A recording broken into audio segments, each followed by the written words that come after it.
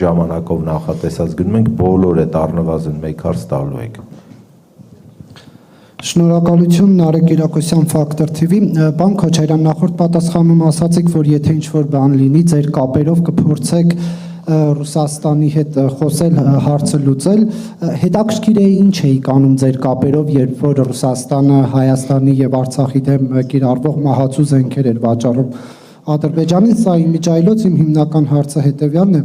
Տեղեկացանք, որ ձեր հետ ընկերական հարաբերություններ ունեցող ռուս գործարար Վլադիմիր Եվտուշենկովը գնել է Երևանի մաթեմատիկական մեքենաների գիտահետազոտական ինստիտուտը, որը առավել հայտնի է Մերգելյան ինստիտուտը անունով, սա այն գույքերից մեկն է, պարոն Քոչարյան, որ $100 միլիոն պարտքի դիմաց հանձնեցիք Ռուսաստանին։ Այս ինստիտուտի գործադիր մարմինը ըստ Հայաստանի պետռեգիստրի հունվարի 19-ից ռուսական Citronics ընկերությունն է, որը պատկանում է ռուսական մեկ այլ սիստեմային, որտեղ դուք տնօրենների խորհրդում եք։ Դուք այս գործարքի վերաբերյալ տեղեկություններ ունեք, թե ոչ, պարոն Քոչարյան, եւ միաժամանակ խնդրեմ ասել, արդյոք սիստեմայում դուք բաժնետեր եք, թե ոչ, եթե այո, ինչքան է ձեր բաժինը։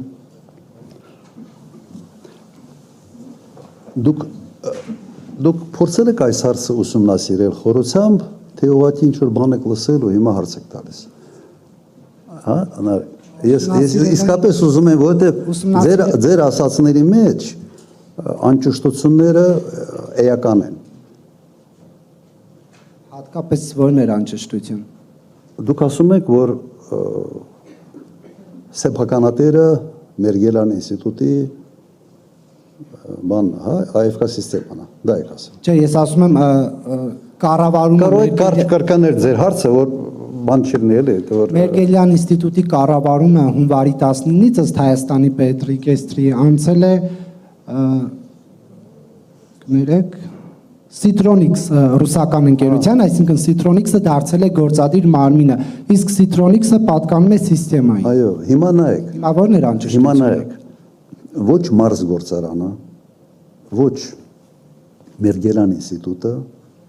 չի հանդիսանում AFK սիստեմայի կամ Citronics-ի սեփականություն։ Դրանք Ռուսաստանի կառավարության սեփականությունն է։ Եվ Ռոսկոմ իմущество այդպիսի մի գործակալություն կա, որը տնօրինում է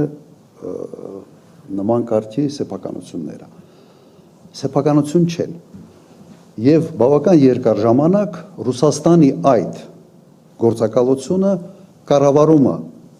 տվել է այդ ընկերությունների AFK սիստեմային մինչև 23 թվականը։ 23 թվականին պայմանագիրը ավարտվել էր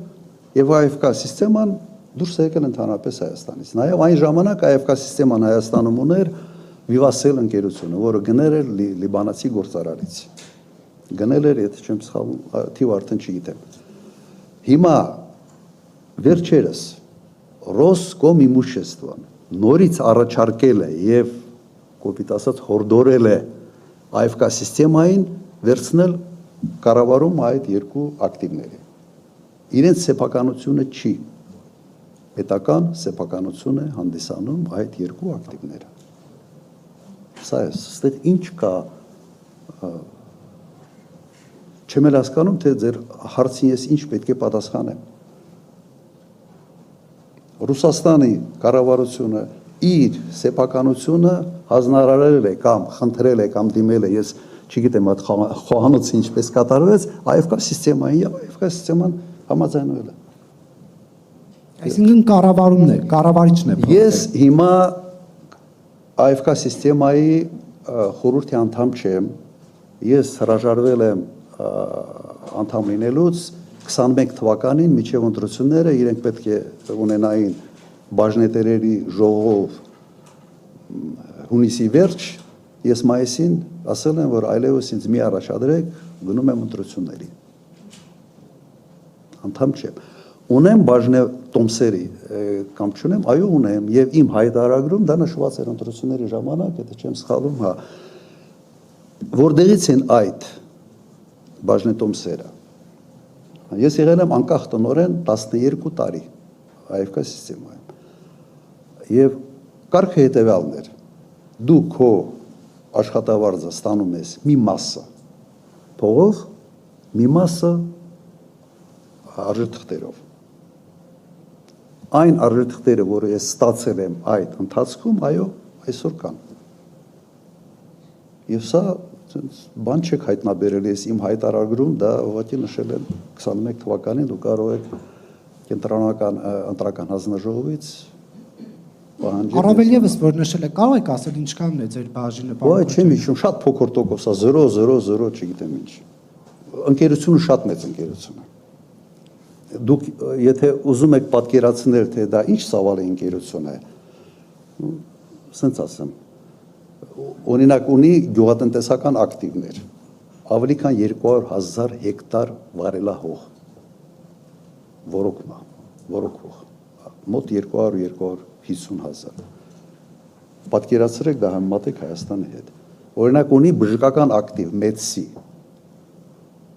120-ից ավել, թե 150 բժշկական կենտրոններ, հիվանդանոցներ, ավելի շատ, քան Հայաստանը ընդհանրապես։ Եվ այսպես շարունակ, կարող եմ շատ ասել, հսկայական ընկերություն է եւ ավելացնեմ,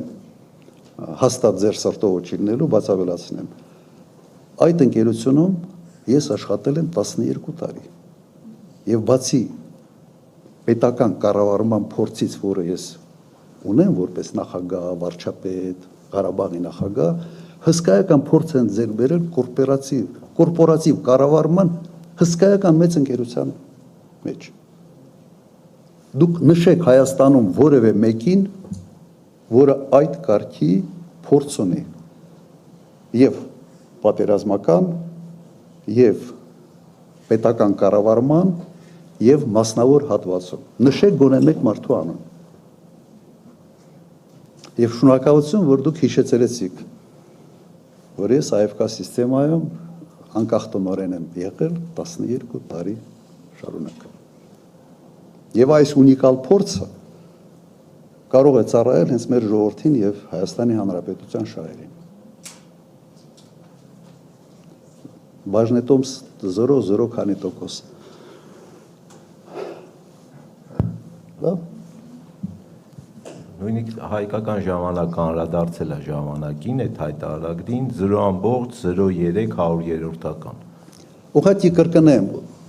տարբեր տարիներ տարբեր ձև ա եղել։ Օրինակ 70% ստանում ես փողով, լավ էի վաստակում, շատ լավ էի վաստակում, ասեմ։ Օրինակ 30% ստանում էի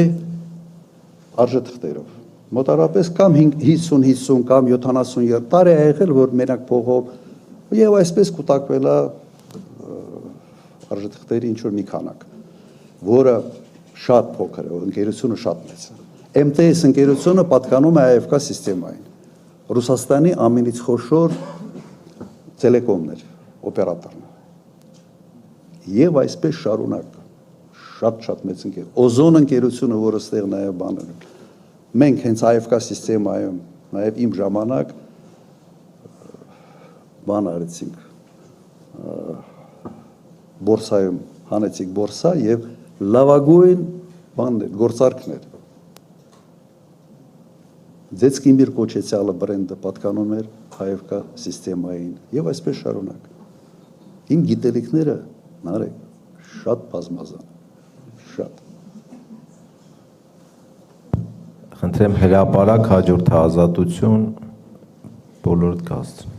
Ասացիք, որ բացառիկ հնարավորություններ, նախադրյալներ կան, ընդդիմադիր լայն բլոկներ, մեծ բլոկներ